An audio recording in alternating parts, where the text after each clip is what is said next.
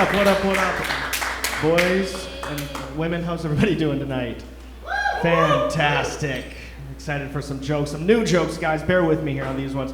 I'm going to start you guys off with a couple of fun stuff. Let's go with an animal fact. I love animals. I love nature. I love animal facts. Who wants to hear an animal fact tonight? Yeah. Heck yeah, guys. Let's talk about it. I was reading recently about animals, and I was reading that the hippopotamus has the strongest bite force of the animal kingdom at a whopping 1,820 psi. Isn't that interesting? Isn't that fascinating? How do they know that? How do they know that? What measurement are they taking? What situation would they have to put themselves in to figure that answer out? How do they know that, guys? Also, that's a very specific number. It's 1,820. That's a very specific number. I'm just like, how? How do they know these things? How? I don't get it. I don't understand. I don't know. I think they're lying. Also, I don't know what that number means. I have no idea what that number means. 1,820 psi. I don't know what any of that means. I don't know what psi means. I'm not aware of that. They could totally be lying for all I care, and it wouldn't change anything. They could say a hippo has a bite force of 17 million psi. I'm like, yes, great, another one of God's creations, fantastic. I have no reference for what any of those numbers mean or any of those letters. It's weird. It doesn't matter. I don't know. I don't know how to add this to the joke right now, but I was reading an analogy about this when I was Googling hippopotamus bite force, and one of the analogies said, a hippopotamus could bite through a crocodile if needed. If needed, huh? As opposed to just for the fuck of it, right? If needed. How do they figure that one out? There was someone who witnessed that. That's how they figured that analogy out. 100%. Some guy in a survey team was just like watching hippos, and he's like, what the fuck is happening? Oh my God! And the guy next to him was like, hey, keep your voice down. We gotta, like, fuck you. That's the craziest shit I've ever seen in my life. Oh my God. Nature's beautiful, guys. That's what I want you guys to know. That's what I wanted you guys to know. I just went through a breakup recently. I went through a breakup a couple of weeks ago. My fault. 100% my fault.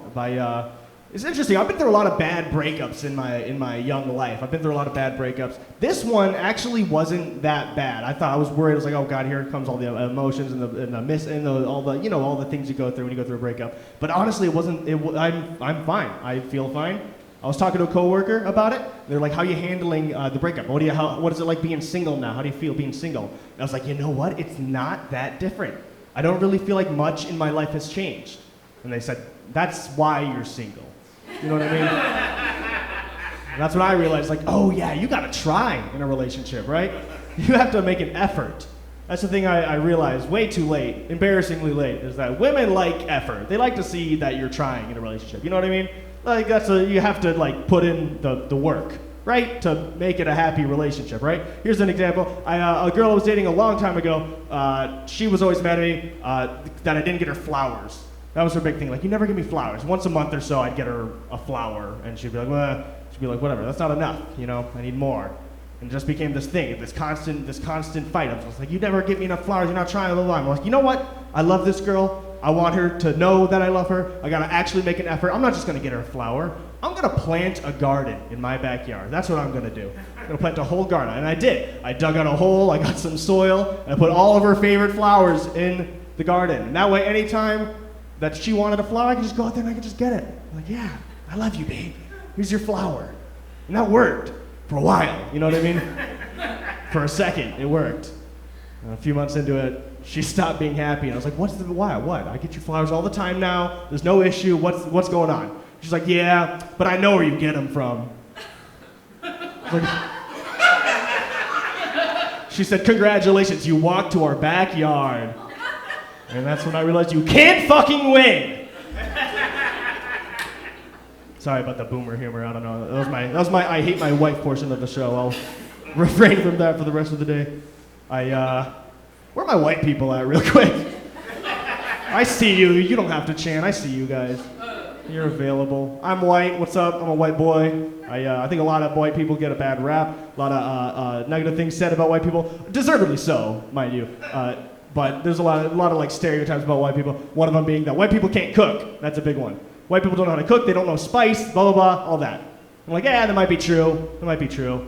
But I will say one thing for the white people. White people tacos. They nailed it. You know what I mean? We took the taco and we nailed it. We made it the best version of the taco. I'll die on this hill, guys. You don't have to come with me for this ride.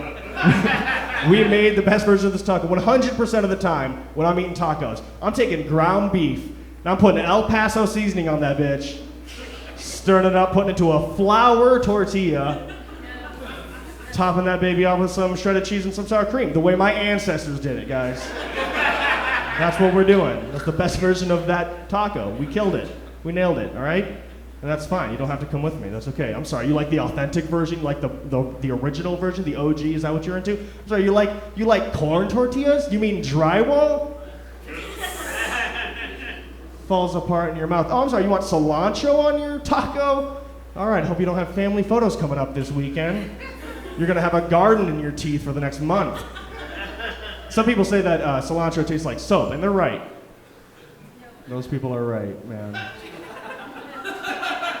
This part of the joke never gets a laugh, but I feel like it's an important part of it. The term street taco is racist, guys. That's a racist thing to say. A street taco? Yeah, you know, from the dirt, the way Jorge eats them. Like, Jesus Christ. What did I tell you, guys? That part wasn't gonna get a laugh, but I was dying on that fucking hill. I got one more for you before I get out of here? All right, I feel like the Wu-Tang Clan, any Wu-Tang Clan fans in here? A couple of you guys, Wu-Tang Clan? Hell yeah. I feel like the Wu-Tang Clan is a lot like STDs. They have a lot in common because just like STDs, the Wu-Tang Clan ain't nothing to fuck with. All right, guys, thank you. Have a good night.